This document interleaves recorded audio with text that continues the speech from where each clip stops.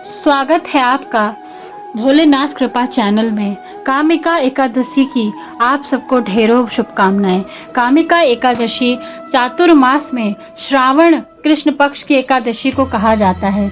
इस साल कामिका एकादशी व्रत 13 जुलाई को है। चातुर्मास में भगवान विष्णु 4 महीने के लिए योग निद्रा में चले जाते हैं। ऐसे में कामिका एकादशी पर पूजा करके भगवान विष्णु को प्रसन्न करने के लिए भक्तजन यह व्रत करते हैं। ऐसी मान्यता है कि जो भी भक्त कामिका एकादशी पर व्रत करते हैं उन्हें बुरे कर्मों से मुक्ति मिलती है और मोक्ष की प्राप्ति होती है।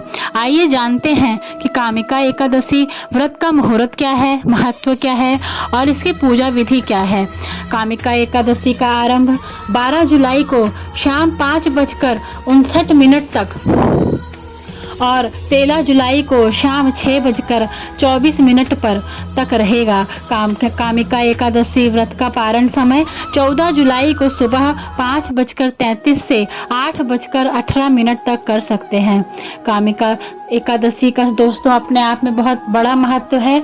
दोस्तों, महत्व सुनने से पहले आप मेरे चैनल को कृपया करके सब्सक्राइब कर लीजिए, लाइक कर दीजिए और अपने मित्रों के साथ शेयर कर दीजिए।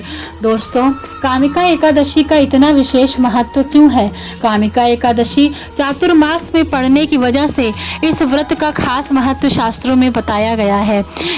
यह सावन के महीने में पड़ने की वजह से शिव भक्तों के लिए खास हो जाती है।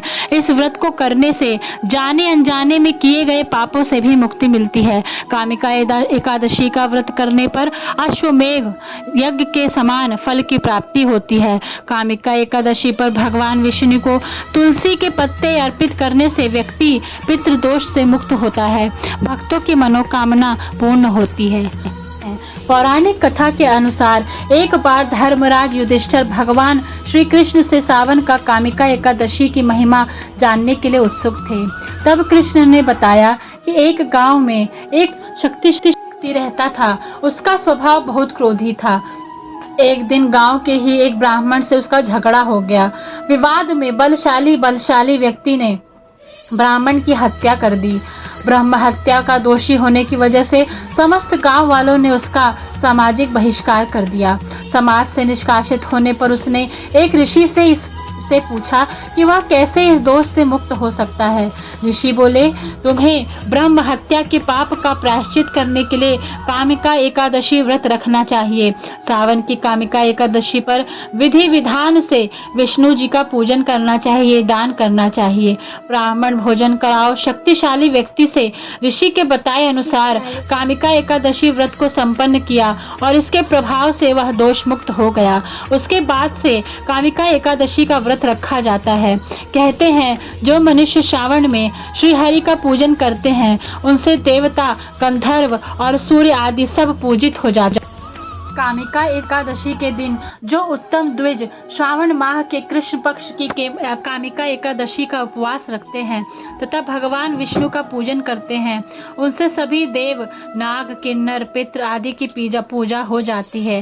इसलिए पाप से डरने वाले व्यक्तियों को विधि विधान सहित इस उपवास को करना चाहिए।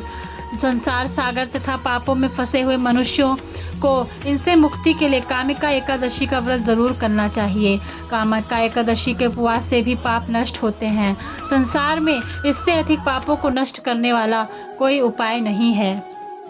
तुलसी जी का विशेष पूजन करना चाहिए। उनके दर्शन मात्र से ही मनुष्य के सभी पाप नष्ट हो जाते हैं और शरीर के स्पर्श मात्र से मनुष्य पवित्र हो जाता है। तुलसी को स्नान कराने से मनुष्य की सभी यम यातनाएं नष्ट हो जाती हैं। जो मनुष्य तुलसी को भक्ति पूर्वक भगवान के श्री चरण कामना में अर्पित करता है उसे मुक्ति मिलती है। इस कामिका एकादशी की रात्रि को जो मनुष्य जागरण करते हैं, दीपदान करते हैं, उनके पुण्यों को लिखने में चित्रगुप्त को भी सोचना पड़ गया था।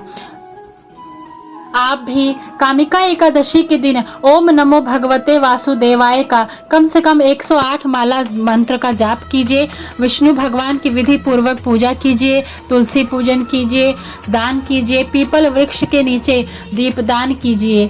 और आशा करती हूँ कि भगवान विष्णु और भोलेनाथ की कृपा सदैव अपने भक्तों पर बनी रहे। हर हर महादेव। ओम नमो भगवते वासुदेवाय।